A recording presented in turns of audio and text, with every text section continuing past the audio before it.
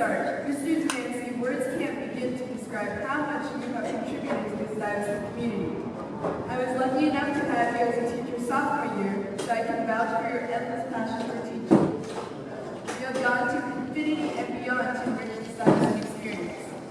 Stuyvesant has a ridiculous number of incredible alumni, but you in particular are a huge reason why we're especially known for producing great computer scientists. Without you, we would not have the software development class or practical computer science knowledge past Java. Without your connections, we would not have had trips to Google and Foursquare. Without your encouragement, some of us girls would not feel as welcome in the computer science world.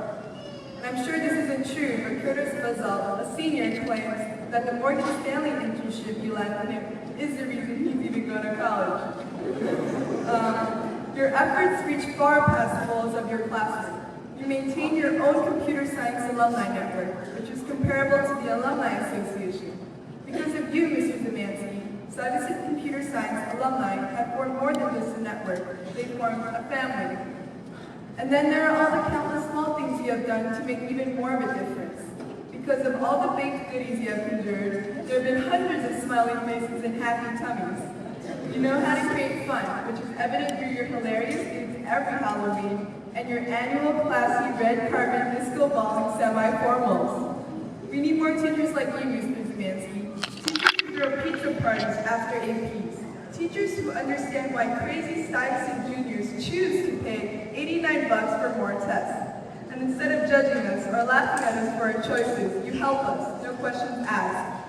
We feel like you're our biggest fan and we are yours in return. We need more teachers who allow students to microwave their coffee. We need more teachers who understand our need for coffee in the first place.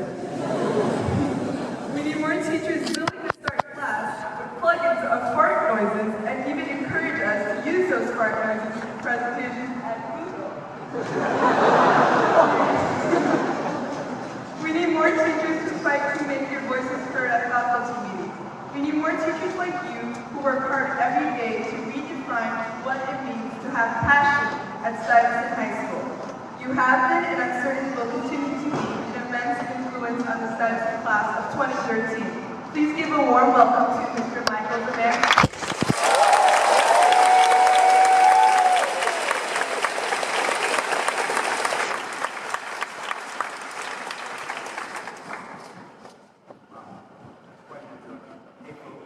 I'm going to go off script for just a second because I noticed a couple of our older people over here, and afterwards we got to hook it up with a sticky fingers with me, okay? Alright, so last year, somebody in the audience said he was the safety school graduation speakers. Alright, well, I guess I'm the threat of graduation speakers.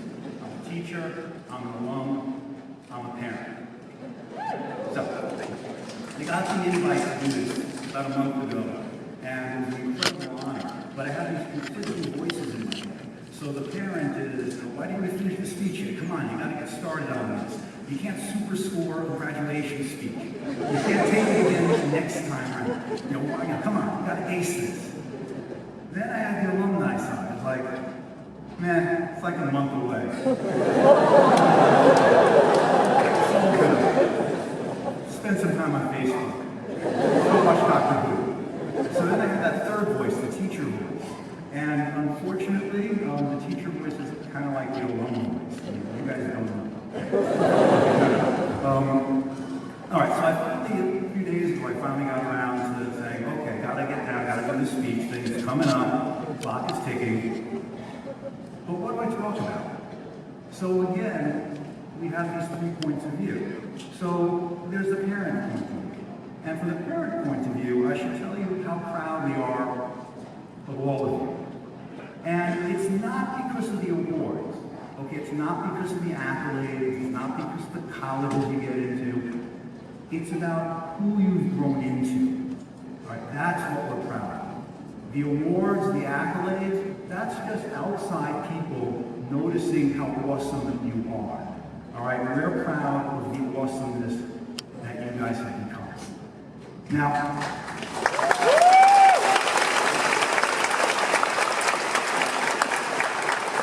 so as a parent, and speaking for the parents, we're all tremendously proud, but don't forget that why you become so awesome is a lot because of the parents out there. And it's because of the cajoling, because of the harassing, it's because of the, what, you got a 95, what happens to those other 5 points? Remember, it was all meant out of love, all right? It's all meant to help you get to where you want to get to. It's also just the hug at the end of the day. And it's also the way that your parents just live their lives, because that's the greatest influence that a parent can have on a child, is just by doing things the right way. So I know they've already been thanked, but let's just give another round of applause to the parents.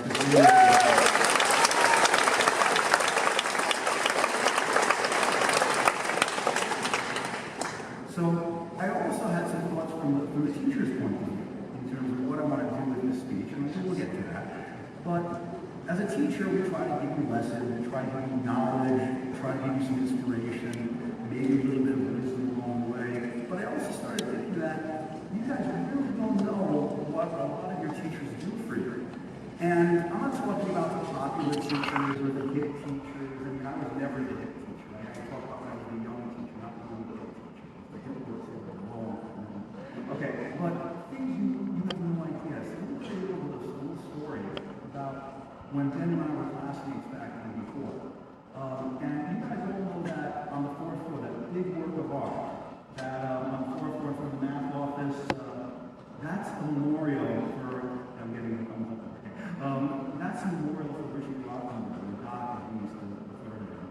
And Richie was a teacher with Ben, a teacher of mine, and he was never he never thought of him as the rah-rah teacher or the fun teacher, but everybody knew he was an amazing teacher, and he just did everything the right way. He was also very quiet, he was a family man, a conservative guy. But college acceptance time, Ben's first choice was Columbia. He really wanted to go there. And Ben was waitlisted. And this was somewhat of a disappointment, but also a little bit of a head scratcher. And somehow or other, Richie got word of this. And so Richie also went to Columbia a number of years earlier, and Richie knew some people at Columbia. And so Richie made a couple of calls. A couple days later, Ben was in Columbia. Rest is history. And I don't even know why we know this, because Richie never talked about it. And that was his way. He just saw that I can help a student out, I can do something, I can really make a difference in somebody's life, and he just did it. And that's what he always did. 10 years later, there was a young man who was at Harvard, and he was in danger of being thrown out of Harvard because of, shall we say, some computer-related infractions. First guy on the phone trying to go to bat for this kid, Richie Rothenberg. Now this kid, he went on to be a top guy at, I think it was LinkedIn, and he's been very successful. And I think to this day, he has no idea what Richie did for him. And you guys really, I mean, you know that teachers care about you and they work hard for you, but there are a lot of teachers. Some of them you might even think, oh man, that teacher hates me. But behind the scenes, what these guys really, really do for you. So what I really like to do is if my colleagues and friends, some are sitting up there, some are up there, you guys can stand up. Come on, come on, come on.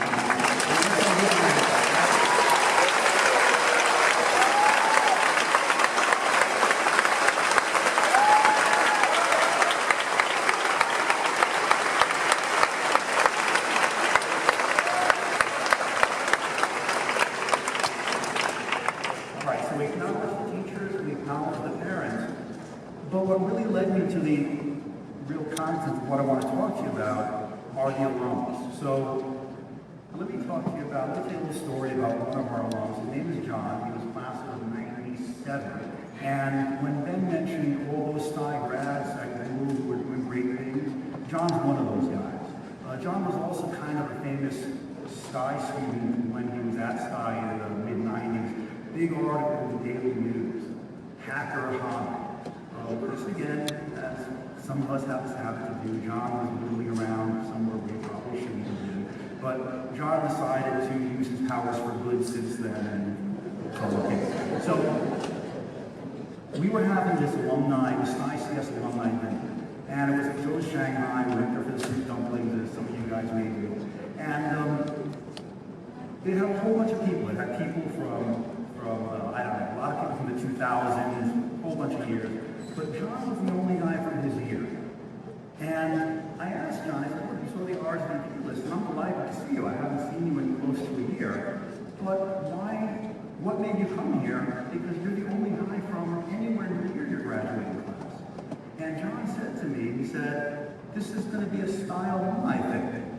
There are going to be a whole bunch of really smart, really interesting people. It's going to be good. And John made some new friends that night, and he's still in touch with them today. And that led me to think that we're all connected. This is something that Lisa was also alluding to, that once you're a Stuyvesant grad, there are certain things that we all have in common. All right, certain tendencies, certain, just kind of a way about us, going from guys like Ben and me in '84 up to you guys in 2013. And so what I thought maybe I would talk to you guys a little bit about are some of the lessons learned, or lessons that we should have learned, that are common to all Stuyvesant students, and how we can use those lessons moving forward. So, first lesson, balance. And maybe we didn't learn so much about balance in our 4 years at Stuyvesant, but maybe we should. A little over 4 years ago, I don't know if you guys remember this, but you were in the auditorium back at Stuyvesant, and you're sitting down, and you were being told that there were these 3 things. So what are the 3 things? Sleep, social life, and home life. All right, that's it. Sleep, grades, and a social life. How many can you have? 2. Okay. That's not true. You can have 3.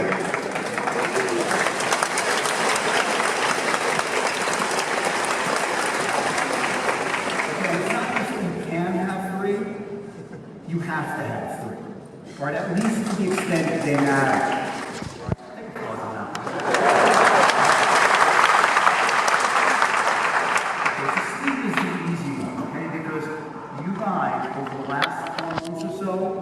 Have become really good at it. Okay, so I know that you guys didn't work on it that hard for your first 3.5 years, but you guys more than made up. Sleep, you guys know what it's all about now. I mean, all you have to do is come into my class, 7th period. Okay,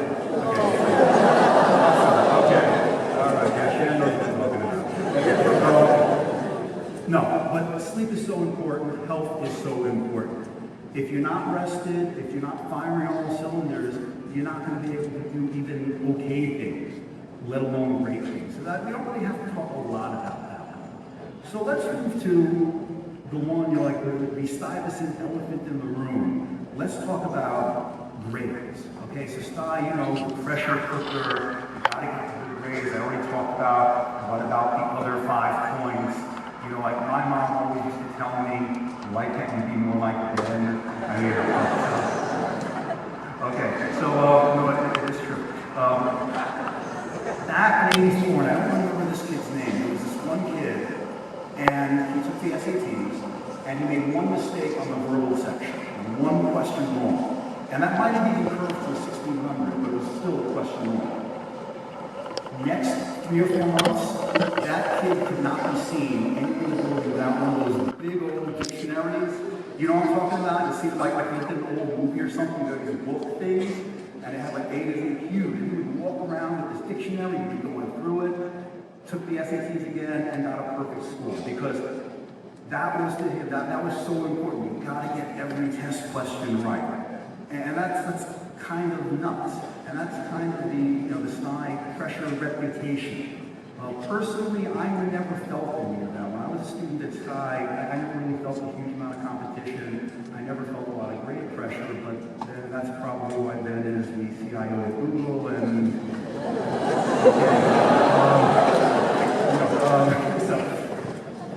No, actually, it's actually worked out tremendously for me, and I could not be happy.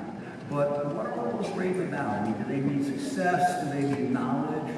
You've already heard about it's all about working the system and stuff. But what does it really, really matter? Now, you heard over the last 4 years, get good grades. That's the ticket to get into a good college. And to get into a good college, that's the ticket to get a good job, etc., etc. But that's not what's important. It's not the grade. It's not even the school. It's really what you do when you're there. And let me tell you, before I did this teaching gig, I used to work at Goldman Sachs, so this is a long time ago. And at the time, Goldman had a reputation of being one of the top firms on the street, and they hired a lot of the smartest people.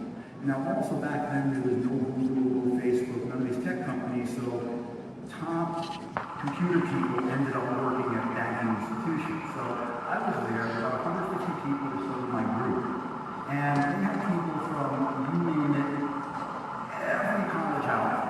They had people from Harvard, MIT, Stanford, Berkeley, they had NYU, Columbia, CMU, they had City College, looked at top to bottom, all of this reputation, etc.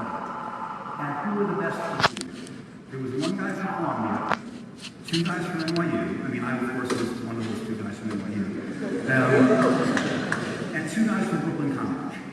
And it didn't matter the school that we went to. It didn't matter that Avi went to Brooklyn College. It was, no, Avi knows the answer because he's really smart. That's what was important. So all the grade stuff didn't make a difference. I mean, the grades can maybe get you into college, you get the grades there, and you can play that into something else. And it's true, if you're not that talented, if you have Harvard on your resume, that will get you interviews. That will get you job offers. But you guys are side people. I mean, you are talented. You don't need that. It doesn't mean that Harvard isn't a tremendous place. Don't get me wrong. I'll teach you this stuff.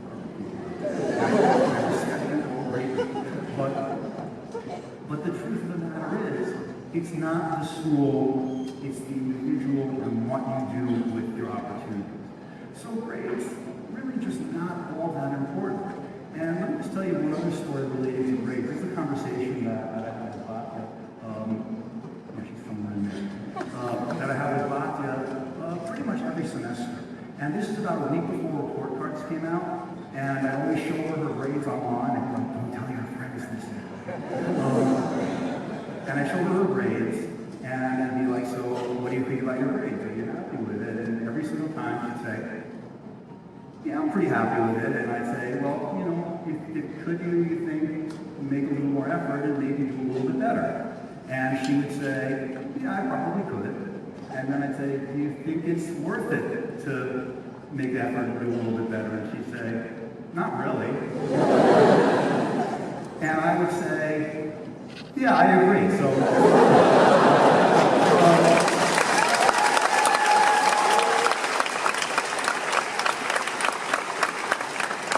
so the grades aren't that important. All right, and if you're not afraid of grades, it frees you to do interesting things.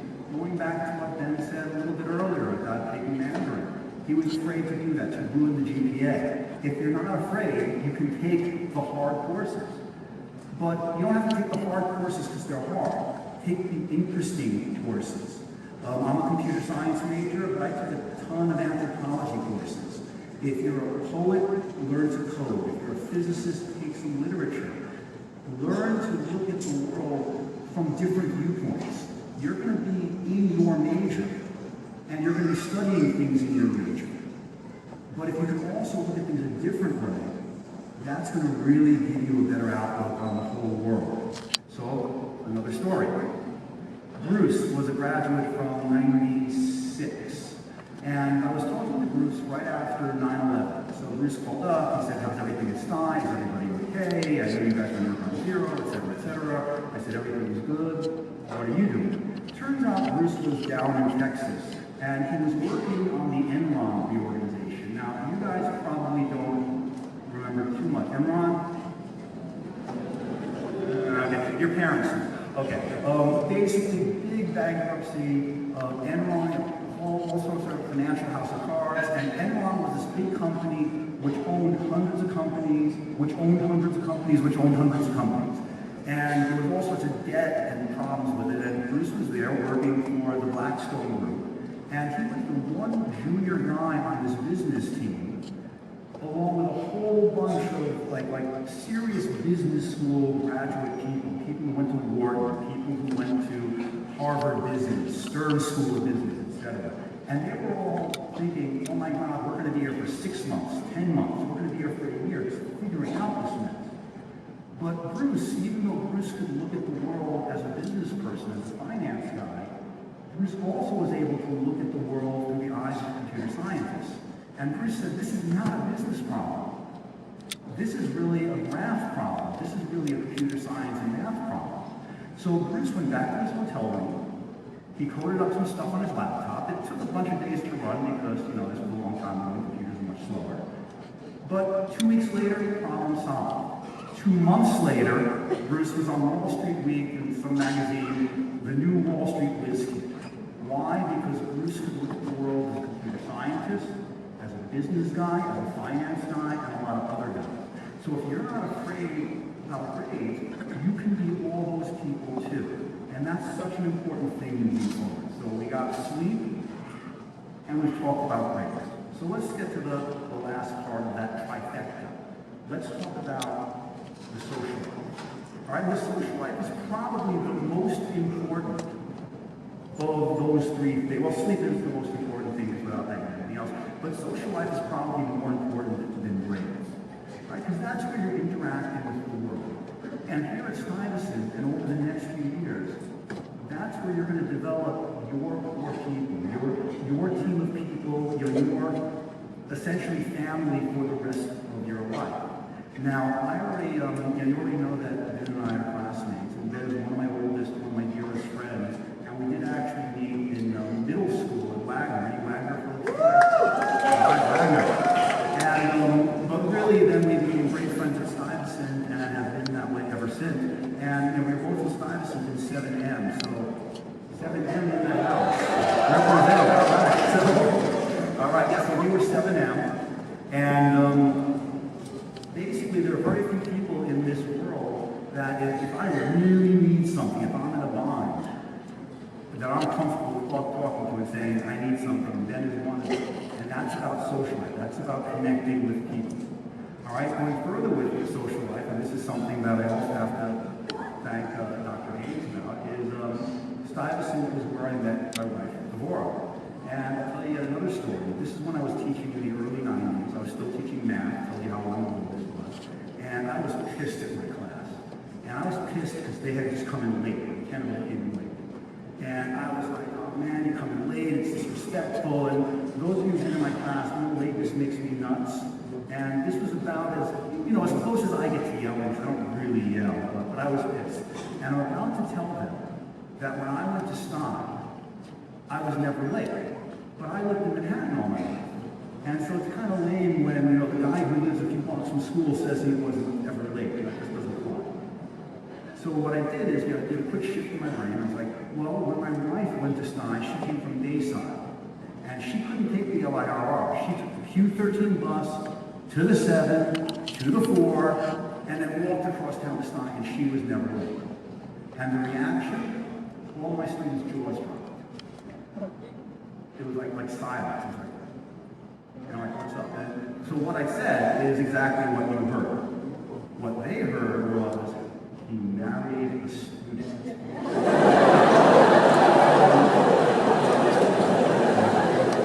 So, lesson 1, context is important. Long story short on this is, I actually, Devorah was in the same homeroom as Ben was and I was. She was kind of like, how should we put this? She was kind of like the geek equivalent of a crack dealer. Okay? She used to sell comic books to all of us. Right? And that's how we kind of got to know each other. And actually, I didn't really know her well in high school because, I was Zamansky with a Z, and she was Centaur with a C, and an entire alphabet separated us. But it's all good. We stayed in touch. We started dating in college. We fell in love. We had some amazing kids.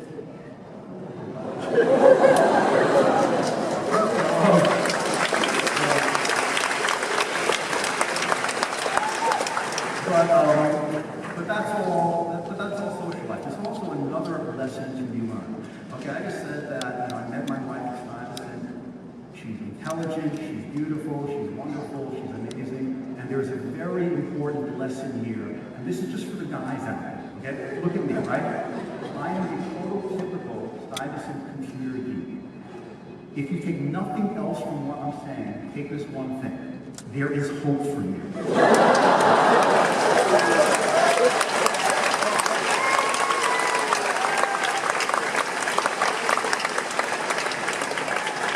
I want to go off the script for a second and tell you that there is a secret in order to fulfill this hope, which is you have to adjust what you're looking for in a woman, which is I was looking for somebody who would tolerate me.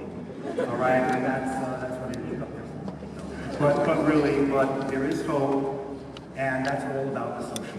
So we covered all three: sleep, raise, socialize, and you really do need all three.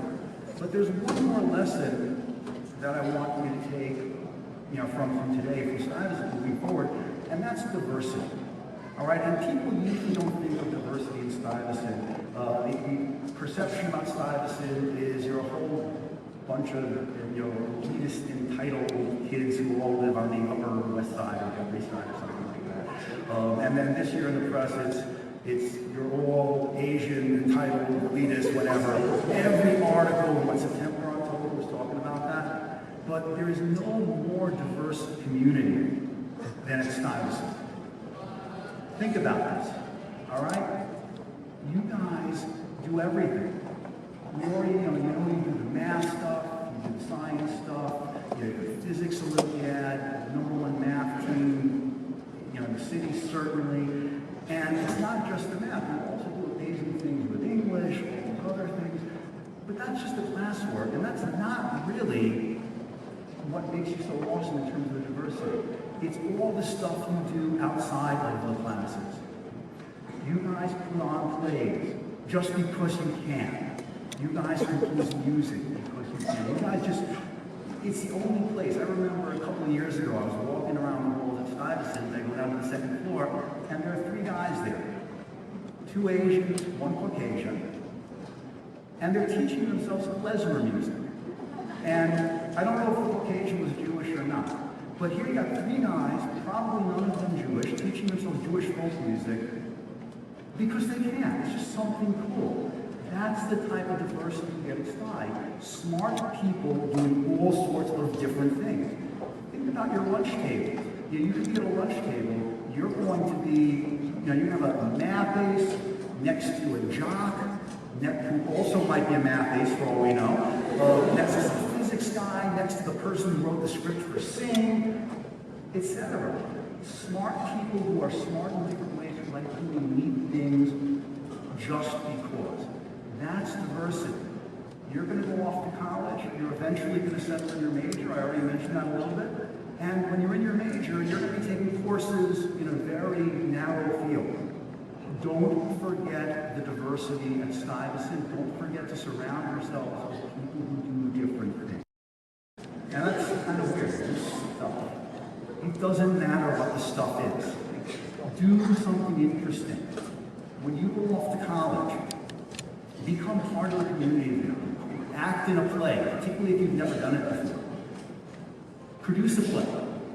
Find out about the community. I grew up in New York, but I went to NYU, and I'd never gone to jazz clubs and blues clubs. I didn't know about those things. So I did that while I was at NYU, and I learned all about jazz, I learned all about blues, something I never would have done otherwise. Do that wherever you are.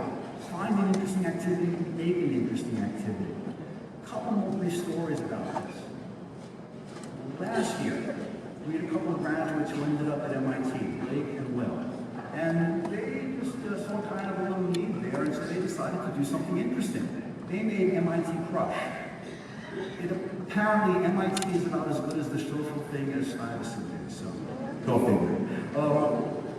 So they did MIT Crush. It became like this phenomenon up at MIT.